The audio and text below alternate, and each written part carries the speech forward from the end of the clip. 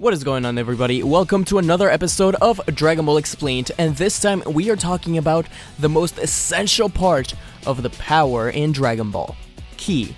So, Ki isn't very complicated in Dragon Ball, unlike a lot of other shonen series, such as Hunter x Hunter or Naruto. Dragon Ball's magic system is fairly simple, but not very well explained. On a surface level, Ki is simply the thing we all have and can shoot beams with. However, there's actually a little more to that. So first, I want to explain what Ki actually is, because it's not just a thing made up for Dragon Ball. Ki, in simple terms, is the Japanese interpretation of Chi, the Chinese idea that all living beings have a vital source of energy. The most common English translation for it is simply energy, and I think that fits just fine. Though, Ki gives it a little more personality. This concept has inspired hundreds of stories out there, such as Star Wars. Speaking of Star Wars, I think the Force is a good comparison to Ki. It surrounds us, it penetrates us, it binds the galaxy together. However, unlike Star Wars, where the Force is an entity beyond the self, in Dragon Ball, Ki comes mostly from within, unless it's given to you by others. With Ki, the users can not only do things like function normally, but a well-trained Ki user can achieve magnificent feats, such as flying or shooting out their Ki in a physical form, as Ki blasts. Both of these are extremely difficult to do for normal human beings, but other races have been shown to be able to adapt to Ki much quicker than others, such as Namekians having an easy time flying. Additionally, having a good control over Ki doesn't necessarily mean you're stronger. For example, Dende has incredible Ki control, to the point that he can heal others and fly, but his power isn't very impressive. With that being said, Ki is necessary for developing power. As Toriyama has explained in the super exciting guide, the body has its limits. Once that limit is reached, you can't advance further, which is why it's important to instead develop your Ki, which will unlock further potential in your body. So, how does this work? Ki isn't just a bar that fills up like the Budokai games. Instead, it's made up of smaller parts that make up a whole.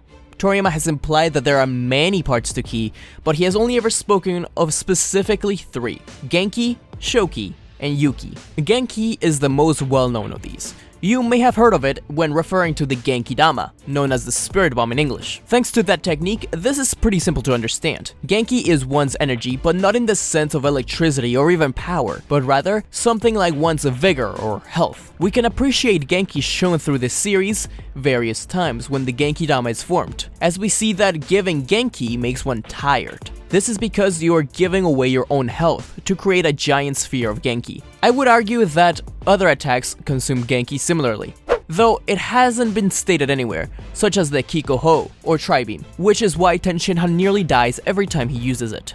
Yuki is different from Genki, as it's courage. The more courageous you are, the more your Yuki will rise. For example, when Gohan cowered at the face of Nappa, he was lacking Yuki. But when he finally gets the guts to face him, his Yuki rises. Yuki is very important in Dragon Ball, but not a determining factor. Like I mentioned earlier, it may be most associated with characters like Gohan and Krillin, who struggle with courage at times. Toriyama has explained that people can encourage your Yuki to rise.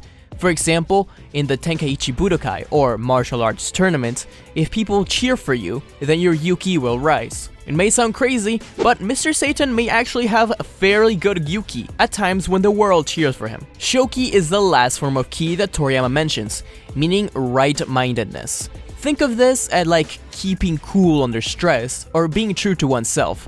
For example, when Nappa freaked out and attacked Goku without thinking straight, he lost Shoki. That one's a little harder to get your head around, but that's the best way I can explain it. Yuki and Shoki are much less tangible than Genki, but regardless, meditation and calmlessness is a way to increase aspects of Ki. This can also allow you to sense others' Ki. Developing your Ki is essential as the series progresses, and it becomes a very important plot point during the Frieza arc, as the Frieza Force believes that one's power is unchanging, which is why they are impressed when the Earthling's power rises and decreases at will.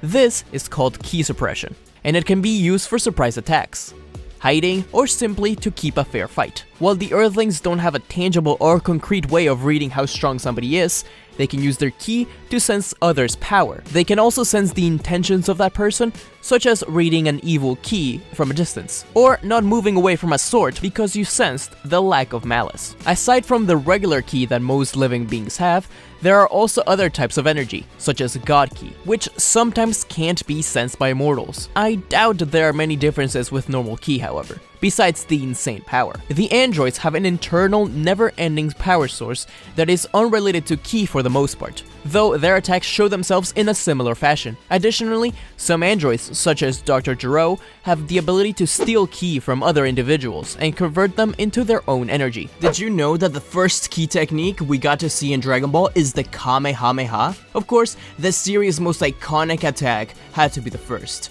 as it was first introduced in Dragon Ball Chapter 14, entitled The Turtle Hermit's Kamehameha, and its corresponding anime episode, Episode 8, sharing the same title. Even more interesting is the fact that Toriyama's wife was the one to come up with the name Kamehameha. She suggested it after being asked by Toriyama what kind of name would fit the attack. He had been wondering forever now and wasn't even sure if to include Kame in the name. The name ends up coming from the Hawaiian king Kamehameha. It's thanks to her that we have an iconic name. There are a plethora of other techniques to talk about, and I'll do just that in some other future video. I really hope it gets explored in further guidebooks and the manga itself. Ki is also important when fusing, at least through the Metamorian fusion. This is because the two individuals that fuse have to have around the same power, or Ki, in order to fuse. But I will make a video on all the fusions and stuff like that in the future. Tell me in the comments below what you thought of this video.